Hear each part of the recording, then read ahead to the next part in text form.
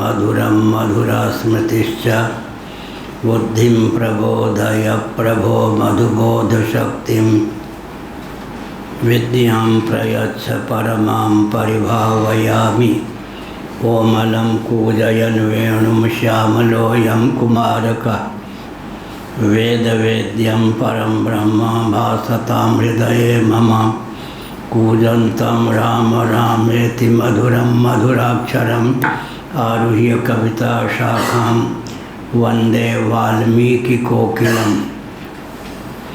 निगमकल्पतरोर्गलितं फलं शुकमुखादमृतद्रवसंयुतं पिबत भागवतं रसमालयं मुहुरहो रसिका भुवि भावुकाः। तृणादपि सुनीचेन तरोरपि सहिष्णुना अमानिना मानदेन कीर्तनीय सदा हरि। नारायणाखिलगुरो भगवन्नमस्ते शिवाय नमः। शिवलिंगाय नमः तन्मे मनः। शिवसंकल्पमस्तु सर्वे भवन्तु सुखिनः। श्री राम जय राम जय जय राम। श्री राम जय राम जय जय राम। श्री राम जय राम जय जय राम। श्री राम जय राम जय जय राम। श्री राम जय राम जय जय राम। श्री राम जय राम जय जय राम। धर्म की अधर्म का नाश हो, प्राणियों में सद्भावना हो, विश्व का कल्याण हो, गौ माता की जय हो, गोहत्या भारत सर्वभूत हृदय धर्म सम्राट श्री स्वामी करपात्री जी महाराज की जय हो। श्री जगन्नाथ महाप्रभु की जय हो। श्री बलभद्र महाप्रभु की जय हो। भगवती सुभद्रा देवी की जय हो। चक्र सुदर्शन महाभाग की जय हो। हर हर महादेव।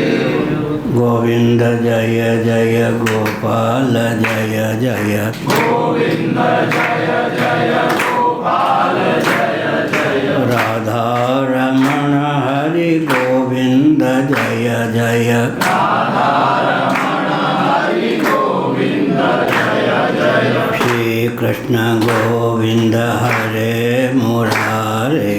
श्री कृष्ण गोविंद हरे नाथ नारायण वासुदेव।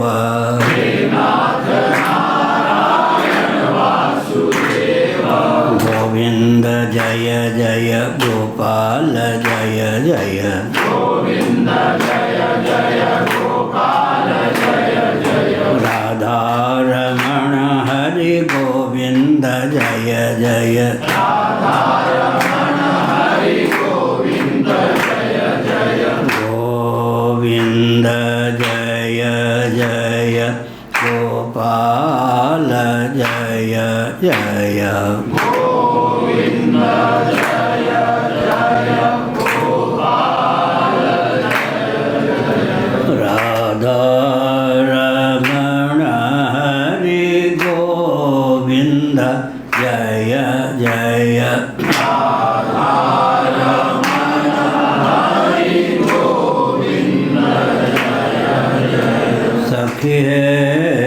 नंद तनय आगच्छति। सखी रे नंद तनय आगच्छति। मंदं मंदं मुरलीरणनैः मंदं मंदं मुरलीरणनैः समधिक सुखं प्रयच्छति। समधिक सुखं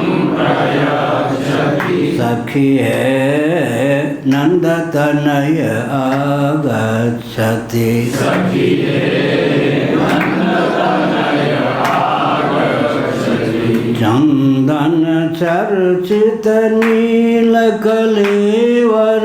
चंदन चर्चित नील कलेवर पीत वसन वनमाली जय जय वसन वनमाली जय जय मणिकुण्डलमण्डित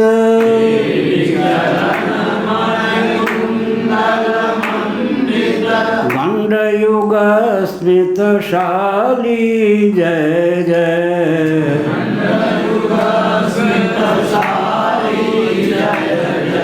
चंदन चर्चित नीलकलेवर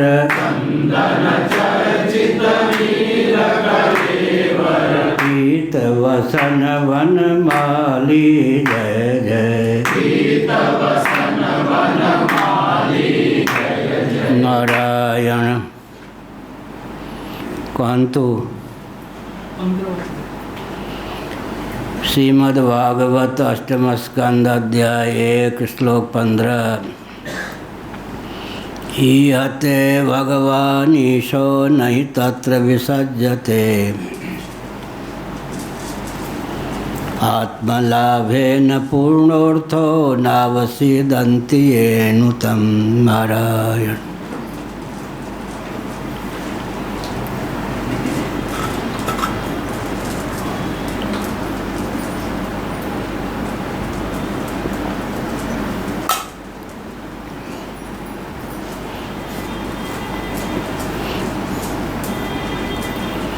ईहते भगवान ईशा नहीं तत्र विसज्जते आत्मलाभेन पूर्णोऽर्थः नावसीदन्ति येनुतं।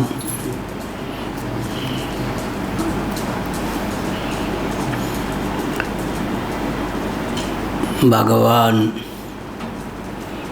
समस्त ऐश्वर्य से संपन्न, सदैश्वर्य संपन्न, करुणा वर्णालय सच्चिदानंद स्वरूप सर्वेश्वर हैं।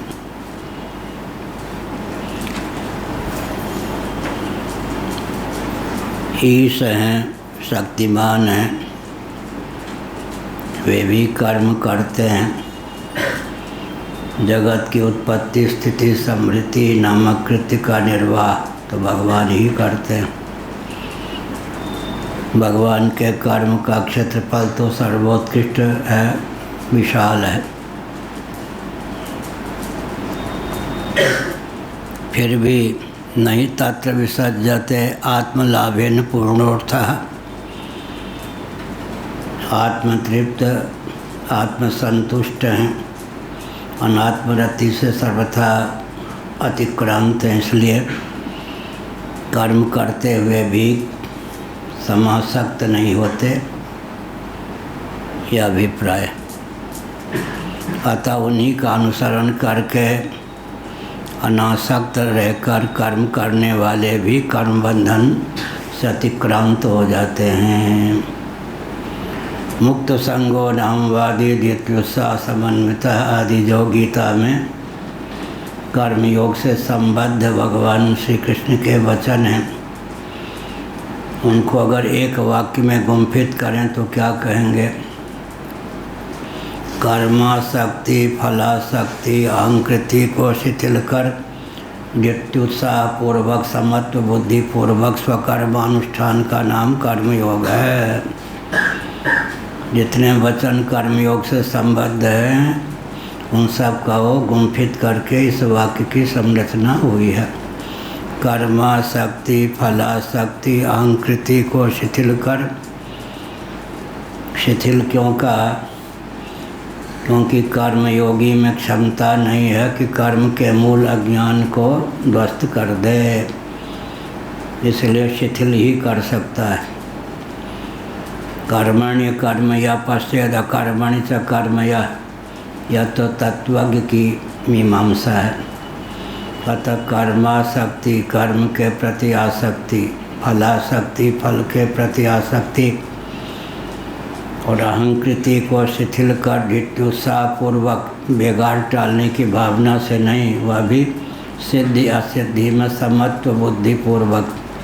कर्मासक्ति, फलासक्ति, अहंकृति को शिथिल कर धित्युत्साहपूर्वक समत्व बुद्धिपूर्वक स्ववर्णाश्रमोचित कर्मानुष्ठान का नाम गीतोक्त कर्मयोग है। इसलिए कर्मणा जायते भक्ति, भक्त्या ज्ञानम प्रजायते, ज्ञानात् प्रजायते मुक्ति, शिव पुराण का वचन है। कर्मणा जायते भक्ति भक्त्या ज्ञानम प्रजायते। कर्म से भक्ति, कर्मयोग का पर्यवसान भक्ति योग में हो, भक्ति योग का पर्यवसान तत्वज्ञान में हो, तत्वज्ञान का पर्यवसान मोक्ष होता ही है। कर्मणा जायते भक्ति भक्त्या ज्ञानम प्रजायते। गोस्वामी तुलसीदास जी का वचन कल बताया, धर्म ते विरति योग ते ज्ञाना, ज्ञान मोक्ष प्रद वेद वखाना। इसमें अपनी ओर से जोड़ने की आवश्यकता है। धर्म ते विरति योग ते ज्ञाना, माने धर्म से वैराग्य, वैराग्य से योग, योग से ज्ञान और ज्ञान से फिर मोक्ष होता है। धर्म ते विरति, धर्म का फल है वैराग्य, धर्मानुष्ठान का फल है वैराग्य। वैराग्य का अर्थ है जो कुछ अनात्म वस्तुएं हैं उनसे उपरति विरक्ति, अनासक्ति का नाम वैराग्य। अत्यंत वैराग्यवत समाधि समाहित से दृढ़ प्रबोध, विवेक चूड़ामणि में भगवान शंकराचार्य का वचन है। जो अत्यंत वैराग्यवान होता है उसी को योग की सिद्धि होती है, अर्थात समाधि संपलब्ध होती है। कर्म, इसलिए धर्म ते विरति, धर्म का फल वैराग्य होता है। प्रायः गृहस्थ लोग वैराग्य से का नाम सुनकर ही डर जाते हैं। वैराग्य का नाम सुनकर गृहस्थ डर जाते हैं। डरने की चीज़ नहीं है। कल मैंने कहा, आज भी कहा था, जिससे हम विरक्त होते हैं, जिसके प्रति अनासक्त होते हैं, उसके हम अधिपति हो जाते हैं। जिसमें समासक्त या अनुरक्त होते हैं उसके हम अधीन हो जाते हैं। अधीन बनोगे या अधिपति? अगर पूछा जाए तो व्यक्ति क्या कहेगा? अधिपति बनूंगा। जिसके प्रति हम समासक्त होते हैं, जिसमें आसक्त होते हैं, उसके अधीन हो जाते हैं। जिससे अनासक्त होते हैं उसके अधिपति हो जाते हैं। दूसरी बात है कि वैराग्य का विषय अनात्म पदार्थी तो है। आत्मा तो पर प्रेमास्पद है, साक्षात अपरोक्ष है। आत्मा तो वैराग्य का विषय नहीं, परमात्मा तो वैराग्य का विषय नहीं। विभु आत्मा का नाम परमात्मा है, साक्षात अपरोक्ष परमात्मा का नाम प्रत्यगात्मा है। वैराग्य का विषय तो अनात्म पदार्थ ही है। वैशंपायन ऋषि का वचन है श्री महाभारत में, वियोगे दोषदर्शी संयोगम स विसर्जयेत, असंगे संगमो नास्ति दुखम भुवि वियोगजम। वियोगे दोषदर्शी संयोगम स विसर्जयेत। प्यारी प्यारी वस्तु, प्यारे प्यारे पदार्थ का वियोग न हो। हाँ, जागृत का वियोग हो जाए तो कोई गल नहीं, कोई बात नहीं। वियोगे दोषदर्शी, प्रिय वस्तु प्रिय व्यक्ति का वियोग न हो, वियोग सुहाता नहीं। तो वियोग में जो दोषदर्शी है उसकी बुद्धि की बलिहारी सी में है कि संयोगम स विसर्जयेत, संयोग का पक्षधर ही न बने। क्योंकि आगमा पाइनो नित्या, अयोग के गर्भ से जो संयोग टपकता है वियोग रूप गर्त में जाकर वह समा जाता है। क्या अयोग के गर्भ से जो संयोग टपकता है वियोग रूप गर्त में जाके समा जाता है।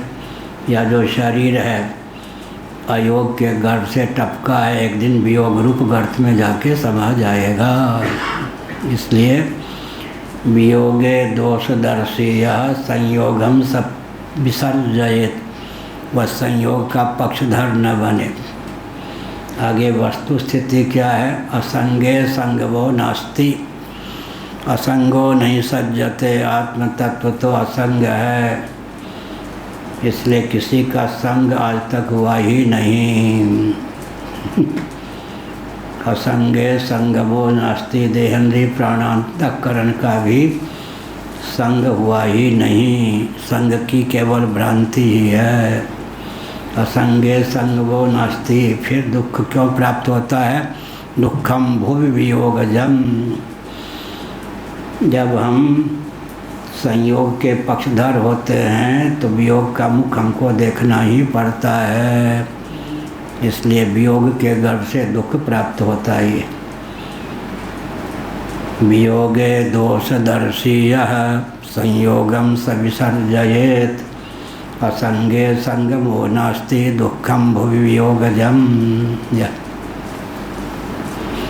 तुलसीदास जी ने तो कट भाषा में लिखा विनय पत्रिका में, अंतहु तो ही तजेंगे पामर तू न तजे अवहित। पामर शब्द का प्रयोग किया है। पिछले दिनों बताया एक पामर मनुष्य होता है, एक विषयी होता है, एक साधक होता है, एक सिद्ध होता है। पामर मर्यादा का अतिक्रमण करके लोक वेद सम्मत जो मर्यादा है उसका अतिक्रमण करके जो विषय उपभोग करता है उसका नाम पामर है। शास्त्र सम्मत विधा से जो शास्त्र की मर्यादा सीमा में विषय उपभोग करता है उसका नाम विषयी है। साधक सकल अनात्मा प्रपंच से जो विरक्त होकर आत्मानुसंधान करता है, ततः पदम तत्परिमार्गितव्यम यस्मिन् गता निवर्तन्ते भूयः, यह आत्म तत्व का परिमार्गन अनुसंधान करता है। देहेंद्रिय प्राणांतकरण का उपयोग भगवत तत्व के परिमार्गन अनुसंधान में करता है।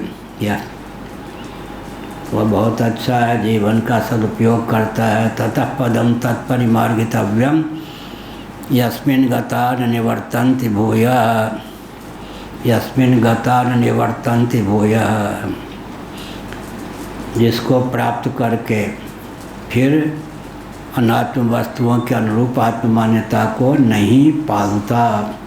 यस्मिन् गता न निवर्तन्ते भूयः, माने जिस तत्व को अधिगम करके फिर क्या है, न निवर्तन्ते भूयः, जो पुनः अनात्म वस्तुओं में आत्म मान्यता से संपन्न नहीं होता, पदच्युत नहीं होता, पथभ्रष्ट नहीं होता, यह अभिप्राय। तो यहाँ कहा ईहते भगवान ईशो नहीं तत्र विसज्जते। भगवान तो सबसे विस्तृत कर्म करते हैं, अनंत कोटि ब्रह्मांड का उत्पादन करते हैं, पालन करते हैं, संहार करते हैं। कर्म करने से अगर बंधन प्राप्त हो तो सबसे पहले ब्रह्मा विष्णु महेश को ही बंधन प्राप्त हो। सबसे विशाल कर्म तो उन्हीं के जीवन में परिलक्षित होता है। एक ही परमात्मा उत्पत्ति नामक कृत्य का निर्वाह करने की भावना से महासर के प्रारंभ में हिरण्यगर्भ संज्ञक जी ब्रह्मा के रूप में अवतीर्ण होते हैं। स्थिति नामक कृत्य का निर्वाह करने की भावना से महासर के प्रारंभ में परात्पर पुरुषोत्तम श्रीमन्नारायण विष्णु के रूप में अभिव्यक्त होते हैं। समृद्धि नामक कृत्य का निर्वाह करने के लिए वही शिव रुद्र शंकर के रूप में अभिव्यक्त होते हैं। शिव शंकर प्रलयंकर, शिव शंकर प्रलयंकर हम पहले कहलवाते थे।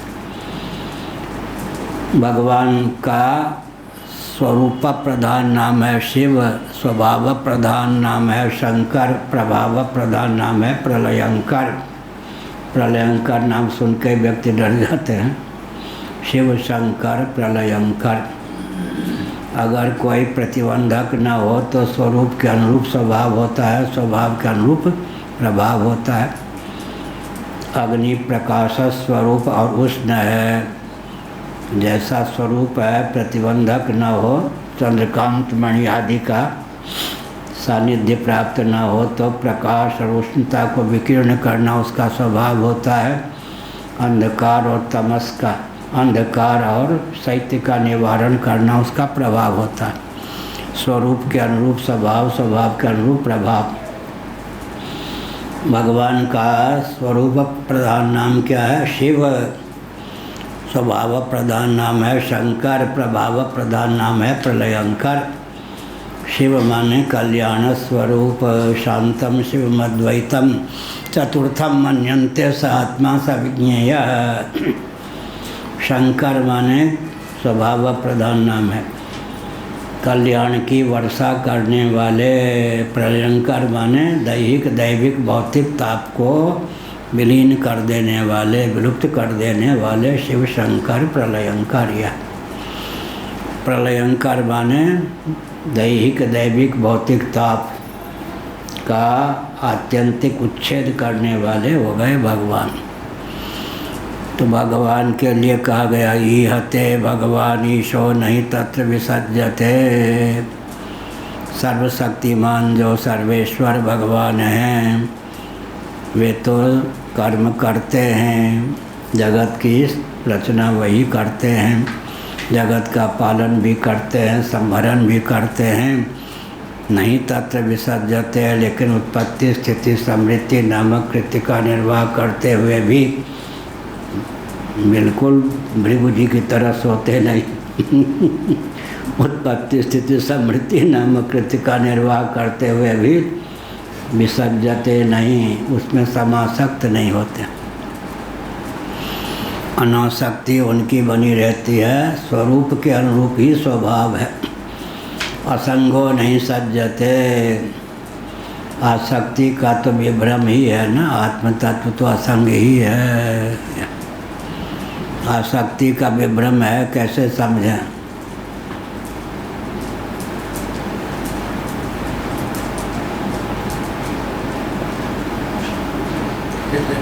दीवाल का सहारा चाहिए उनको, नहीं तो ठीक है ना। आसक्ति का विभ्रम ही है, या सचमुच आसक्ति है किसी में? गाढ़ी नींद ही आसक्ति का विभ्रम है, इस तथ्य को अभिव्यक्त करने में समर्थ है। बाहरी धन स्त्री पति पुत्र आदि की तो बात क्या, शरीर को भी भुलाकर सोने की भावना होती है या नहीं? लो जी, गेल भैंस पाइन में।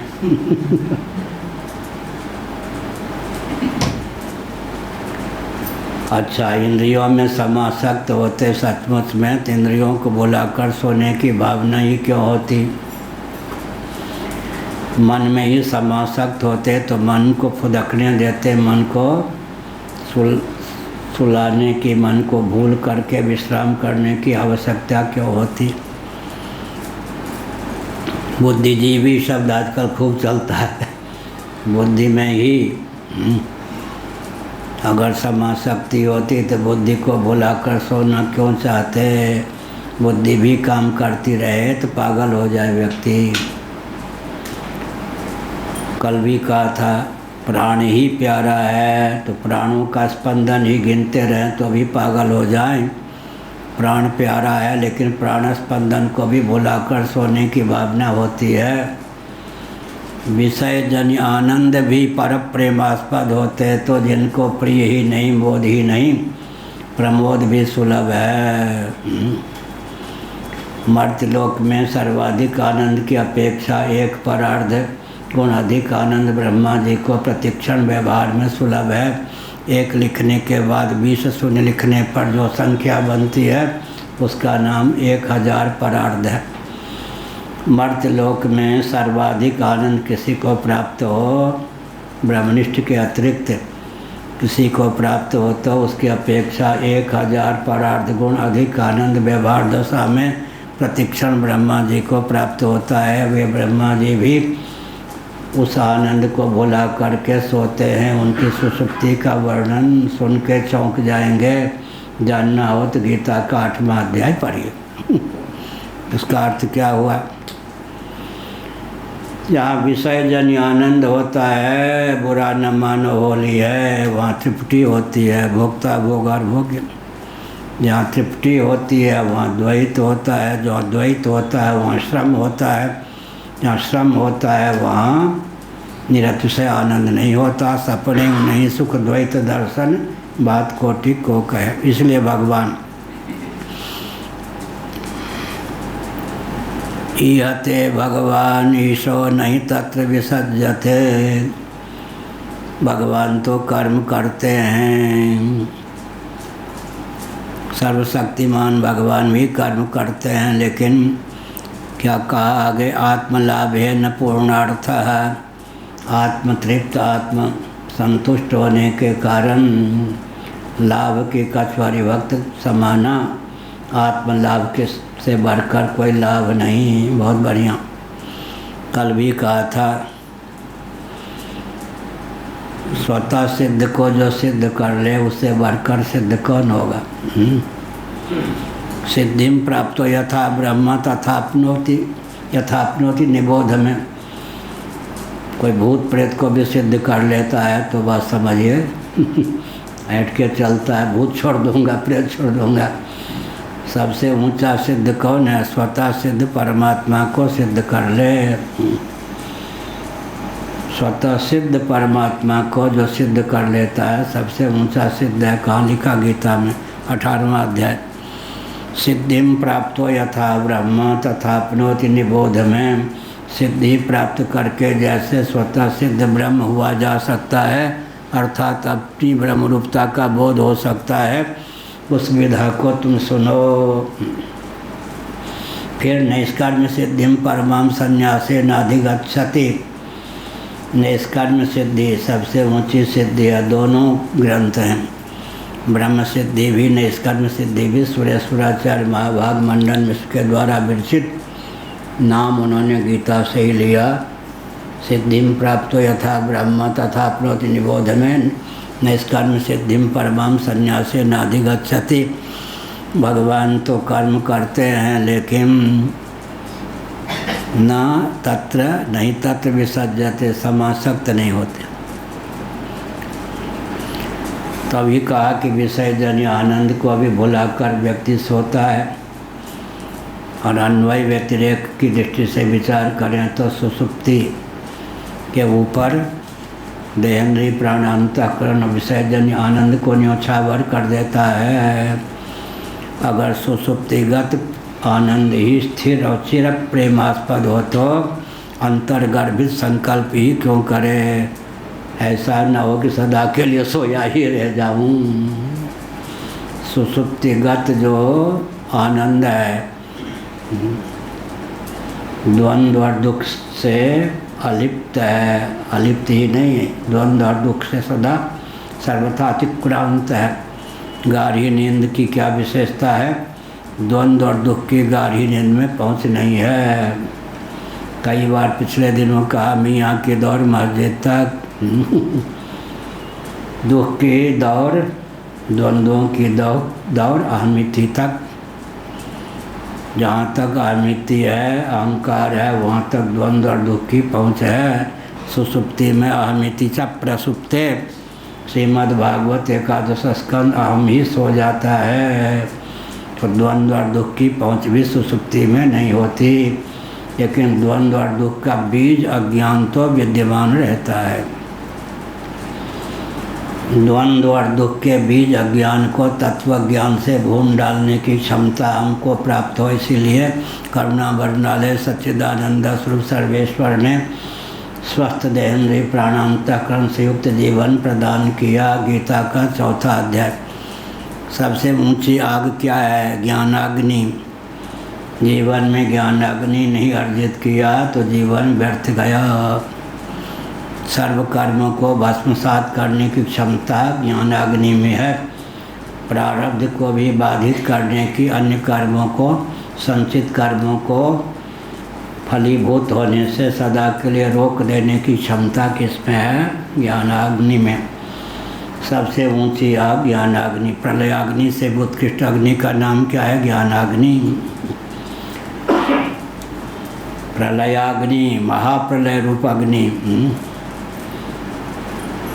पिछले दिन उदाहरण दिया गया, हिरोशिमा नागासाकी में स्थित आकाश को तो नष्ट नहीं कर सका वो बम लेकिन महाप्रलय की जो ज्वाला होती है तो आकाश को भी खा जाती है।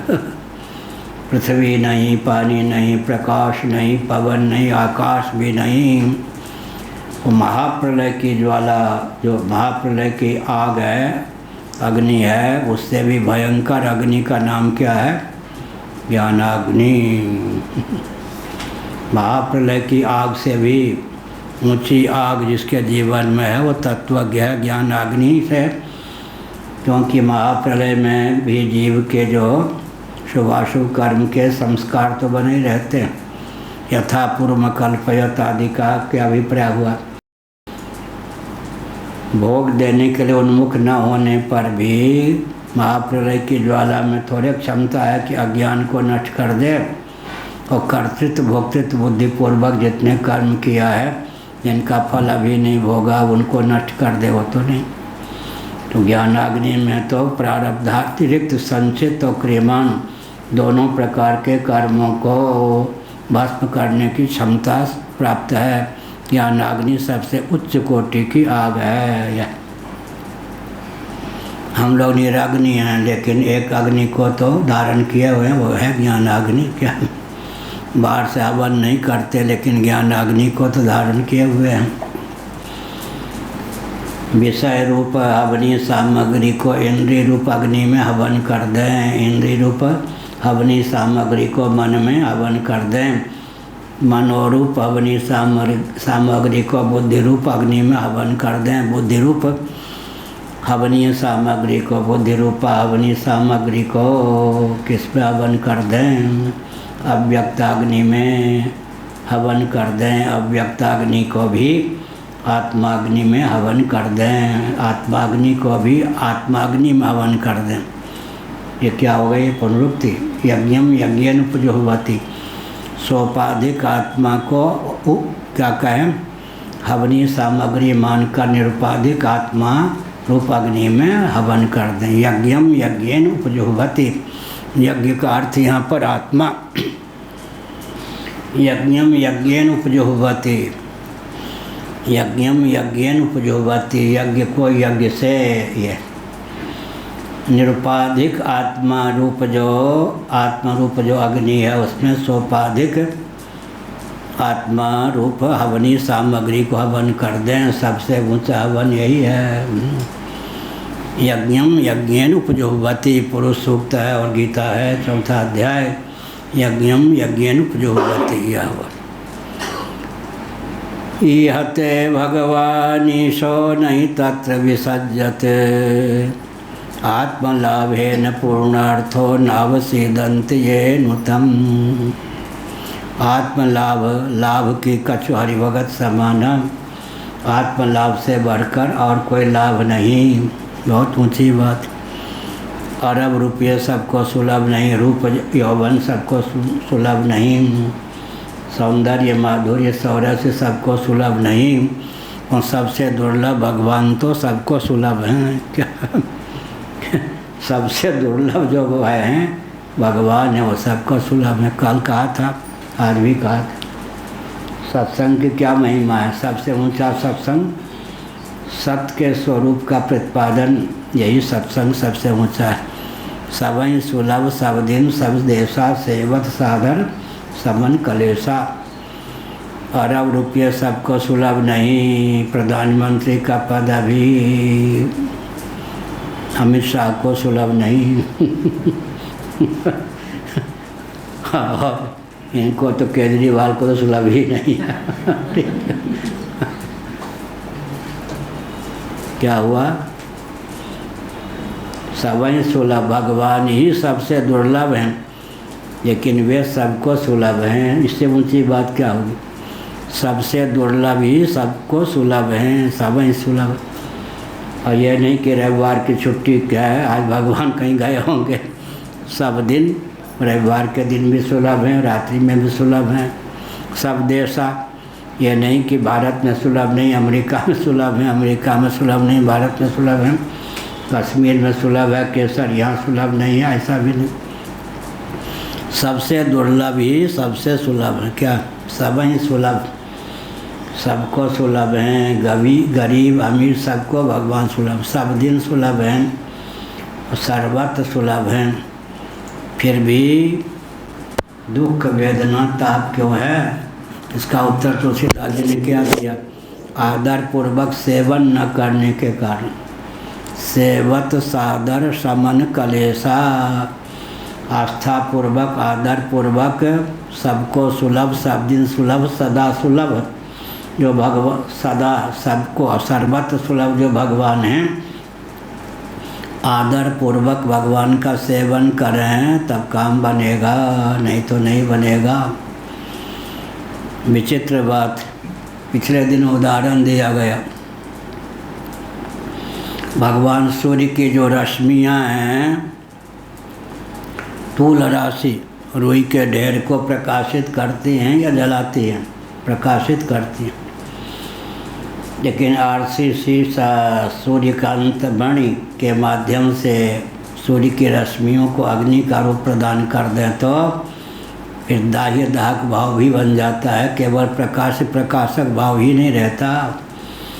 पहले प्रकाश प्रकाशक भाव था, अब दाह्य दाहक भाव भी बन जाता है। इसका मतलब चित्त सामान्य जो है अज्ञान का भी विरोधी नहीं है। कहे न पाप पुण्य गुण दोषु चित्त सामान्य जो है अज्ञान का भी उद्भासन उससे होता है। लेकिन यह चिदग्नि जो है तत्वमसि इत्यादि महावाक्यों के द्वारा जो उद्बुद्ध ज्ञान है वो विशेष ज्ञान है। जैसे सूर्य की रश्मि अग्नि के रूप में उल्लसित हो जाए तो तूल राशि को प्रकाशित ही नहीं जला भी दे, इसी प्रकार से यहाँ भी समझना चाहिए ज्ञानाग्नि जो है वो भस्म करने में समर्थ है। चित्त सामान्य रूप जो ज्ञान है वो तो उससे उद्भासित है ज्ञान भी, लेकिन ज्ञानाग्नि के द्वारा वह ज्ञान शांत हो जाता है। सबसे ऊंची आज्ञा है ज्ञानाग्नि, उसी के लिए प्रयास करना चाहिए। यह ते भगवान ईशो नहीं तत्र विसर्जते, भगवान कर्म तो करते हैं लेकिन कर्म और कर्म फल में समासक्त नहीं होते। कर्माशक्ति भी तो होती है ना, क्या फल मिले या ना मिले हमको तो कर्म करना ही है। फल मिले या ना मिले, फल की इच्छा नहीं है। उदाहरण दिया पुरानी सासू जी का, आजकल के सासू जी से तो बहू खूब सेवा लेती नौकरानी बना के आजकल की बहू जी रखती। ये नहीं मालूम कल हम भी सासू होंगी तो हमारी भी दुर्गति होगी। ये नहीं होता ना। अगर कोई माता पिता की सेवा नहीं करता तो वो नहीं समझता है कि हमारे बेटे बेटी भी हमारी इसी प्रकार धोखा देंगे, सेवा नहीं करेंगे। माता पिता की सेवा करने वाले को सेवा मिलती है, गुरुओं की सेवा करने वाले को सेवा मिलती है। पिछले दिन हमने एक तथ्य उद्भाषित किया, इंद्राय स्वाहा इदम इंद्राय नमः। देवता देवराज इंद्र इत्यादि के जो प्रति देवता देवराज इंद्र आदि के प्रति जो हवनी सामग्री का निक्षेप करते हैं उन पर अनुग्रह करते हैं या अपने लिए ही स्वस्थ मार्ग प्रशस्त करते हैं। इसी भागवत में सप्तम स्कंद में अद्भुत बात आई। हम जो देवराज इंद्र इत्यादि के निमित्त हवनी सामग्री का अग्नि में निक्षेप करते हैं, भविष्यत गति से वो द्रव्य सूक्ष्म विपाक माने उस द्रव्य का जो सार अंश होता है देह त्याग के समय वही अग्रिम शरीर बनकर हमको प्राप्त हो जाता है। तो देवराज इंद्र आदि पर अनुग्रह नहीं करते, अपने ऊपर अनुग्रह करते हैं, अपने दिव्य शरीर की संरचना का बानक बनाते हैं। क्या बहुत ऊंची बात हुई है ना।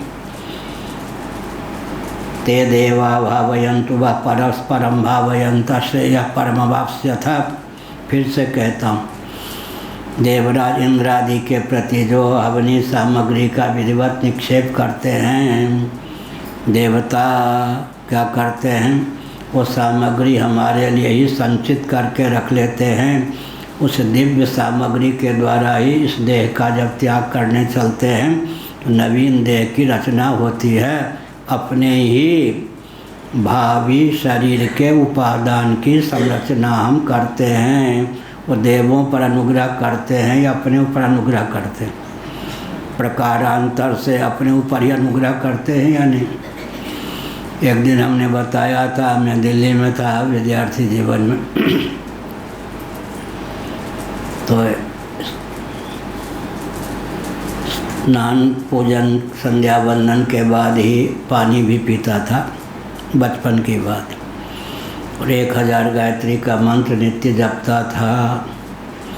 बड़े भाई ने हमको पूछ दिया, भगवान सूर्य को जल देते हो, उन्हीं ने हमको गायत्री मंत्र की दीक्षा भी दी थी। तो मेरे मन में एक इच्छा थी, अभिलाषा थी, एक बार बड़े भाई डांट देते तो बहुत अच्छा होता। बचपन में तो डांट पड़ती रहती है बच्चों को, बड़े होने पर डांट खाने का अवसर ही नहीं मिला। जीवन ही ऐसा नहीं था कहीं डांट पड़े जीवन ही ऐसा नहीं था डांट पड़े। दिल्ली में DCM हायर सेकेंडरी स्कूल आदि में बरामदे में चलता अध्यापक हमको रास्ता देने का प्रयास करते, हम उनको रास्ता देने का प्रयास करते, मार देने का। मन में था बड़े भाई डांटते हैं तो अच्छा है। उन्होंने पूछा, भगवान सूर्य को जल देते हो? मैंने क्या कह दिया, सूर्य क्या, मैं नहीं जल दूंगा तो प्यासे मर जाएंगे। उन्होंने कहा अच्छा, दिल्ली का रंग लग गया, दिल्ली का पानी लग गया तुम्हें, नास्तिक हो गए हो तुम। आई नास्तिक शिरोमणि पहली बार डांटा। हमने मुस्कुरा के कहा मैं तो 1000 रोज गायत्री मंत्र जपता हूँ। इसलिए हमने क्या कहा, देवताओं पर अनुग्रह नहीं करते, देवता का जो भजन करते हैं वो देवता प्रबंधित होकर, जैसे हमने कहा देवताओं के निमित्त विधिवत आहुति प्रदान करते हैं, तो देवता उन आहुतियों का जो सूक्ष्म रूप होता है, जिसको श्रीमद् भागवत के 7वें स्कंद में द्रव्य सूक्ष्म विपाक कहा गया है, वो हमारे ही अग्रिम शरीर का उपादान बना करके, वो दिव्य शरीर बना करके हमको दे देते हैं। यह हुआ। तो भगवान सब कुछ करते हैं लेकिन किसी कर्म में समासक्त नहीं होते, यह भगवान की विशेषता। क्योंकि आत्मलाभेन पूर्णार्थ है, भगवान पूर्ण है, आप्त काम है।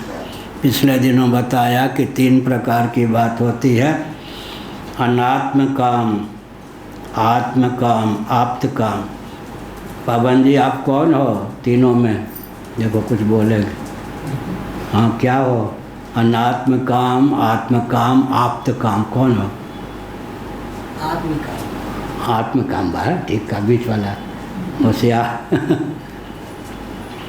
अनात्म काम माने अनात्म वस्तुओं की इच्छा पालने वाला। भविष्य पुनर्धनम गीता में है। अनात्म काम, उससे ऊपर कौन हो गए? आत्म काम, परमात्मा की इच्छा से संपन्न, परमात्मा प्राप्ति की भावना से भावित, और जिनको आत्म तत्व की उपलब्धि हो गई, अर्थात साक्षात अपरोक्ष आत्म तत्व को आत्मा के अनुरूप जान लिया, उनका नाम क्या हो गया? आप्त काम। इसलिए मांडुक्य कारिका में आप्त कामस्य का स्पृहा। भगवान भी आप्त काम हैं, अनादि सिद्ध हैं। हम लोग आदि सिद्ध होते हैं, माने असिद्धि का भ्रम मिटा गए तो आप्त काम हो जाता। आप्त काम से का स्पृहा। तो अधिक व्याख्या न करके आगे भी चलें। यते भगवान ईश्वर नहीं तत्र विसज्जते, आत्मलाभेन पूर्णार्थ। आत्मलाभ से ही पूर्ण है, उनको अनात्म वस्तु के लाभ की आवश्यकता नहीं। जिस आत्मा की विद्यमानता से आकाश, वायु, तेज, जल, पृथ्वी, स्थावर, जंगम प्राणी भी सत्ता, चित्ता, प्रियता प्राप्त करते हैं, उस आत्मा को ही जिसने आत्मा समझ लिया, उसके लिए क्या प्राप्तव्य, क्या कर्तव्य, क्या ज्ञातव्य शेष है? कुछ भी नहीं। नहीं तत्र विसज्जते, तो वह वाक्य ध्यान रखें। जो विरक्त होता है वह अधिपति हो जाता है, जो अनुरक्त होता है अधीन हो जाता है। वैराग्य का विषय आत्मा नहीं है, वैराग्य का विषय अनात्मा ही है। आत्मा से कौन वैराग्य करेगा? आत्मा तो साक्षात अपरोक्ष पर प्रेमास्पद ही सिद्ध है। आत्मलाभेन पूर्णार्थो नावसीदन्ति ये नुतम यका ये नुतम। अब आत्मलाभ है न, जो जीव साधक भगवान की इस दिव्यता के रहस्य को समझकर अपने जीवन में इस दिव्यता को आत्मसात करते हैं, वे भी कर्म करते हुए निबद्ध नहीं होते, कर्म बंधन से विमुक्त हो जाते हैं, कर्म बंधन से मुक्त ही रहते हैं। तो भगवान से शिक्षा लेनी चाहिए, ये अर्थ कल कहा ना।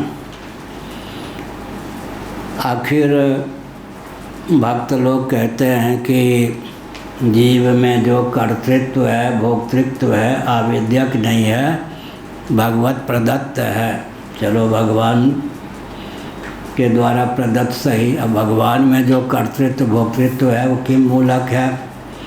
अंत में कहीं ना कहीं तो भगवान से भी इस कर्तृत्व भोक्तृत्व को आप पिंड छुड़ाना ही पड़ेगा ना, कहना ही पड़ेगा कि भगवान में कर्तृत्व भोक्तृत्व क्यों नहीं है, विद्योपाधिक चेतन होने के कारण। तो जो दिव्यता भगवान में विद्या के कारण है, उस दिव्यता को हम भी तो अपने जीवन में धारण कर सकते हैं। भगवान ने कभी कहा कि भगवान ने कभी कहा कि विद्या मेरे लिए, तुम्हारे लिए अविद्या ही सुरक्षित है। भगवान क्या करते हैं, मचल उत्पन्न करते हैं। बचपन में हम लोग खेलते थे, खेलने कूदने मस्त रहते थे, कोई बढ़िया फल आ गया तो लालन पालन करने वाली माता दूर से दिखाती थी ताकि बच्चा खेल कूद से प्रारंभ होकर फल लेने के लिए आवे।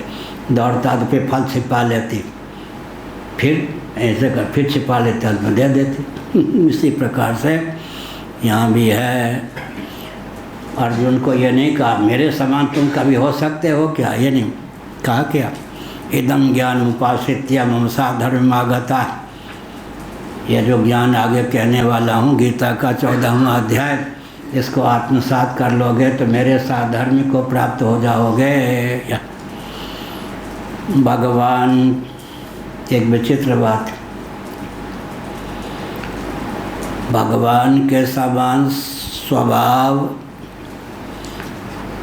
एक ऊपर कहेंगे स्वरूप, बीच में क्या कहेंगे स्वभाव, अब नीचे क्या कहेंगे प्रभाव। अब ऋभु जी बोलेंगे भगवान के समान स्वरूप होगा, स्वभाव होगा या प्रभाव होगा, तीनों होगा या कोई दो होगा या कोई एक ही होगा। हम ही कहते हैं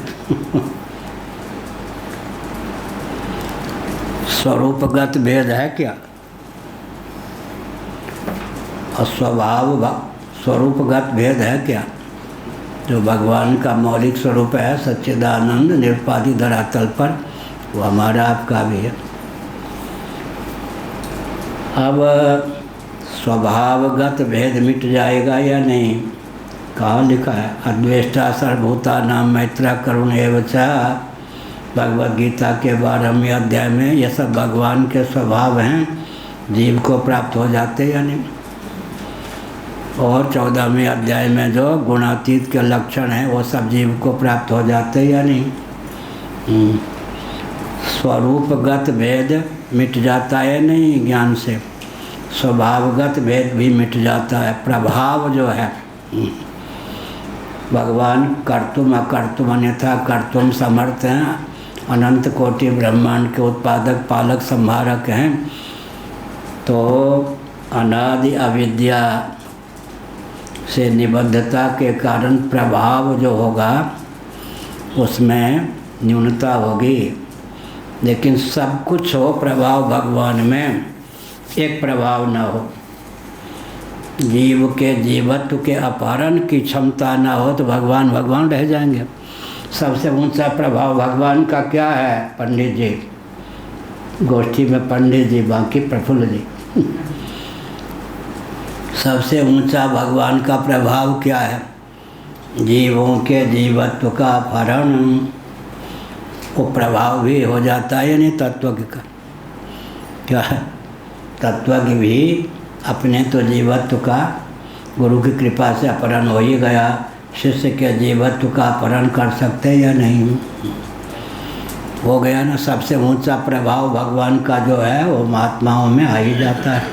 स्वभाव भी एक ही हो गया, अद्वेष्टा सर्वभूतानां मैत्र करुण एव च। ये जो भगवान का दिव्य स्वभाव है वही तत्वज्ञ का दिव्य स्वभाव हो जाता है। स्वरूप एक ही है, स्वभाव एक ही है। प्रभाव में अनंत कोटि ब्रह्मांड आदि का सर्जन वो न होने पर भी सबसे ऊंचा प्रभाव क्या है? अज्ञान का पुनोदन, वो भी आ जाता है। ते नर तुम्हें समान रघुराया। इसलिए यह जो ज्ञान है 6 बज गया, 6:04 हो गया। श्री राम जय राम जय जय राम, श्री राम जय राम जय जय राम। धर्म की अधर्म का प्राणियों में विश्व का गो माता की गो हत्या भारत सार्वभूत हृदय धर्म सम्राट श्री स्वामी करपात्री जी महाराज की। देखिए गुरु की कृपा, गुरु गोविंद और ग्रंथ 3 का अनुग्रह ही जीवन है। एक बार मैं एकांत में था पूज्य गुरुदेव के सानिध्य में। गुरुदेव माने धर्म सम्राट स्वामी श्री करपात्री जी महाराज, उनका शरीर कुछ रुग्ण हो गया था। एकांत में उनसे कहा, वो कभी अपनी रिद्धि सिद्धि का वर्णन नहीं करते थे। 2.5 घंटे से शासन पर संपुट सहित दुर्गा सप्तशती का रोज पाठ करते थे। कभी उन्होंने सभा में किसी को नहीं कहा कि मैं शीर्षासन लगाना जानता हूँ, तुम लोग सीख लो। 2.5 घंटे शीर्षासन पर होते दुर्गा सप्तशती का कंठस्थ संपुट सहित पाठ करते। कभी नहीं कहा कि शीर्षासन सीखना हो मुझसे सीख लो। सुनिए रामदेव बाबा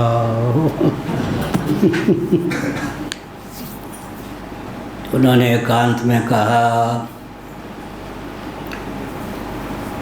मेरी इच्छा थी कि जो ग्रंथ नहीं पढ़ा पाया वो भी तुम्हें पढ़ा दूं, लेकिन अब पढ़ाने की क्षमता नहीं रह गई, शरीर कमज़ोर हो गया। इसके बाद 1 मिनट लोग बहुत गंभीर हो गए महाराज। फिर अंत में कहा, वो विशेष कृपा ही उनकी थी, वो ढंग से कभी बोलते भी नहीं थे। अच्छा आशीर्वाद तो दे ही सकता हूँ, आशीर्वाद देता हूँ जिन ग्रंथों को मैं नहीं पढ़ा पाया वो ग्रंथ भी तुमको लग जाए। हुआ या नहीं? तो गुरु गोविंद ग्रंथ से अपने को दूर नहीं रखना। यहीं कमरे का रूप दूसरा था, काष्ठ ये सब थे। यहीं पूर्वाचार्य महाराज रहते थे। यहाँ मैं पद यात्रा करते हुए सन 71 में यहाँ आया था।